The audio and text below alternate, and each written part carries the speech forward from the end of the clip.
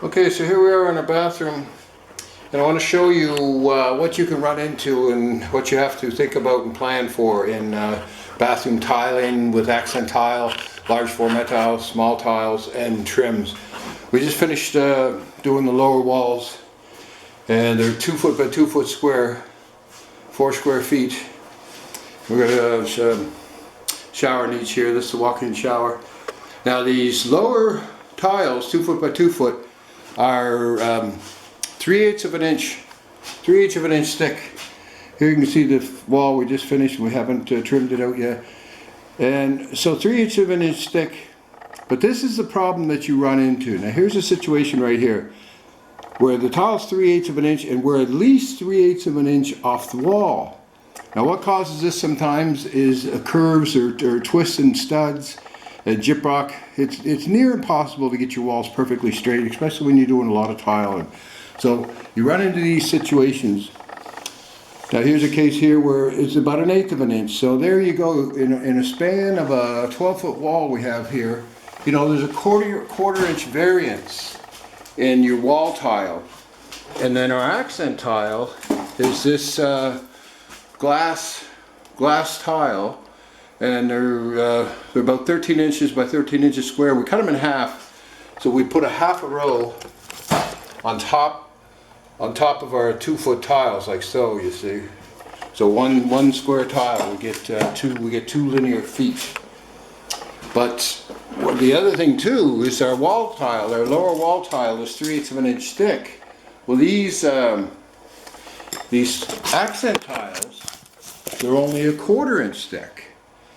So here we are, you know, trying to marry the accent tiles on top of the wall tiles, but they're different thickness.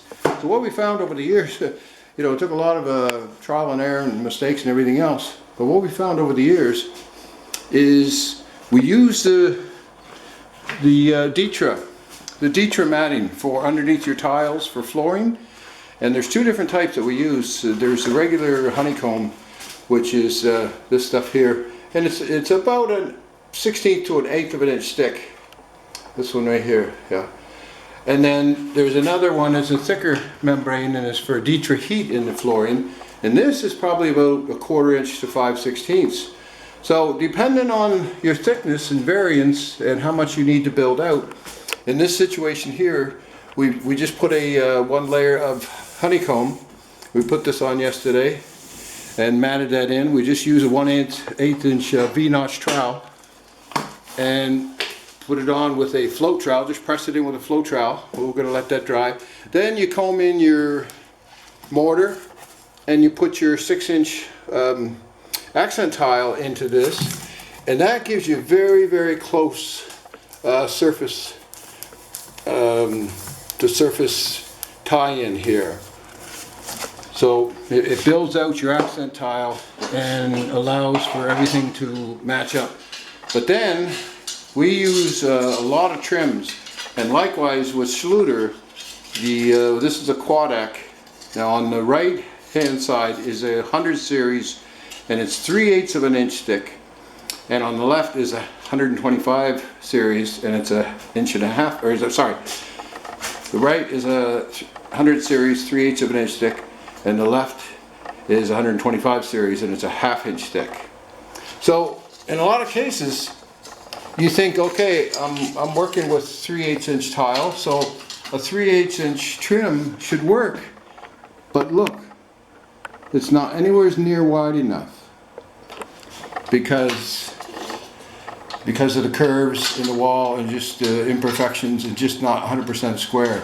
So what we always try and do usually is go, if anything that's 3/8 of an inch, we usually go with a 1/2 inch moldings. And then you see here it's very, very close to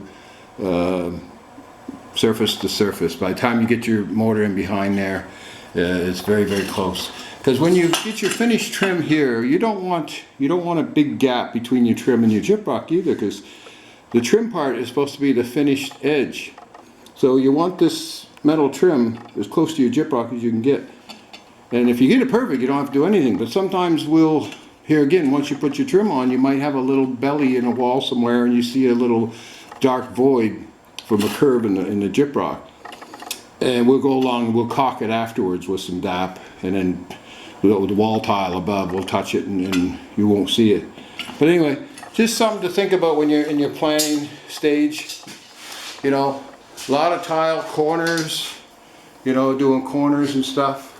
Like here's another case where, you know, we did 3/8 inch tile, and we thought, you know, okay, the mortar behind here is probably not going to be very thick, so we did go with a 3/8 inch L trim, and it pretty close, but we very easily could have went with a 1/2 inch trim here, and it would have covered the whole edge.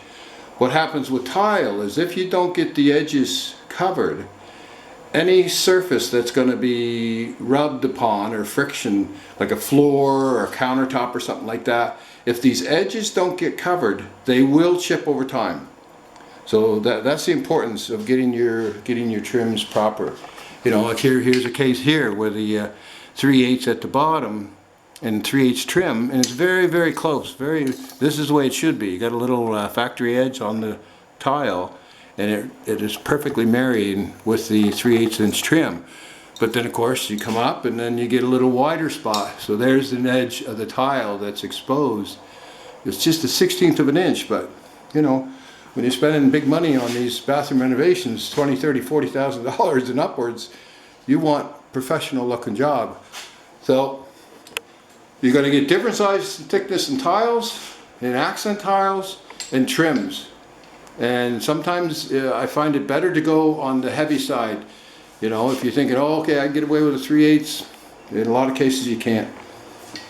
Okay, if you have any comments, questions, ask below. I will be more than glad to comment. Here's our accent tile going across the bottom, and we're doing a recessed TV here in the bathroom. And we used a 45-degree turn back reveal, just something different. You know, I don't like the square corners. I don't like square corner beads. Here's a corner here where it's a 1-inch bullnose. This is a 1-inch bullnose corner bead here. Now on this corner here, we went with a square metal corner bead because the tile's coming. So we had to have a square one here and 1-inch bullnose here. Any questions? Don't be afraid to ask. Thank you. Okay, and here's the finished bathroom. And as you'll see, 2 rows of 2-foot tiles on the bottom, our 6-inch accent tile band with the top molding. And it goes around the corner to the shower glass. And inside the showers, we did the 3 rows of 2-foot tiles. So we went 6 feet up, and then the accent tile. So the accent tile staggered from 4 feet to 6 feet. And then another band across the top up to our crown molding. Now when you're working with crown molding, you got to be very careful to seal it well, especially inside the showers, because moisture will badly affect crown molding. And then our band comes around in line with our glass. You see here our glass wall. And then our tile ends, our accent tile ends, and then we have our quad molding for a cap. And the goal here, as I showed with the Curdy board or the Ditra, is the tiles 3/8. The accent tiles are only 1/4 inch, and the molding is 1/2 inch. But the light keeps flicking on now. But if you look here, this is the goal you want. You want everything surface together, all marrying together. And it's not easy, you know. There's so many variants. You know, the wall could be crooked. You could have a crooked stud. Some tiles are a little thicker than others. But this is what you want to aim for: is 3/8 tile, 1/4 inch accent tile, 1/2 inch molding. Same thing on the walls.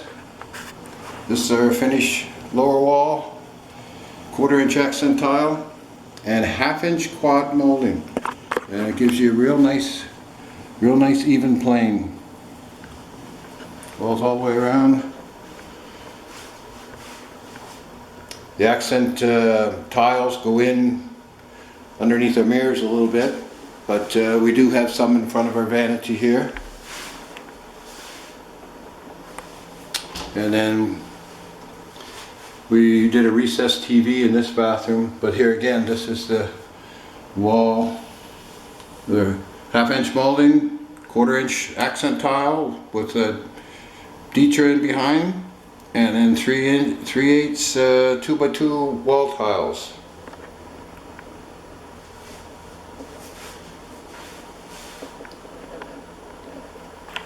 If you have any questions, concerns, comments, leave them at the link below or the columns below, and I'll gladly answer them for you. Thank you so much.